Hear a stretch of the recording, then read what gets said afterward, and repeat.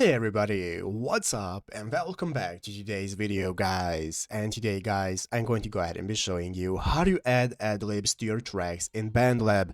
This is a very simple thing to do guys, so make sure to watch this quick and easy video till the very end and follow my steps correctly so you can make sure this work is the same for you and that you can do this yourself.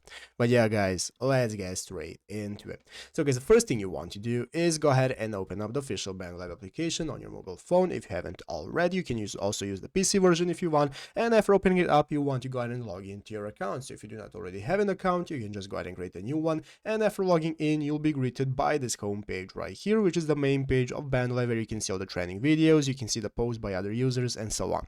So guys, let's go ahead and see how to get started with adding adlibs to our track. So the first thing you want to do is click the plus button right here at the middle of the page at the bottom part of the screen, and now we can get started with either importing a file or creating a new file right here in the studio and so on. So I'm going to open up the file I already have right here, open it up in the studio, and this is how the track is going to look. So here's my track where I can get started with adding FX effects, or I can get started with slicing it, copying it, and so on. So let's go ahead and see how to add adlibs. Basically guys, there are two ways. You can either use the plus button right here, that's going to enable you to add a new track that you have already created of your adlibs. As you can see, you can even add Bandlab sounds or whatever you might want to add if you already have your adlibs. If you want to create them yourself, you have the voice audio option right here. So now you can get started with recording with audio and voice pitch, and you can get started with clicking the red button. That's going to enable us to start recording our voice right here that we can add directly into our track, as you can see right here. And that's how you get started with adding adlibs.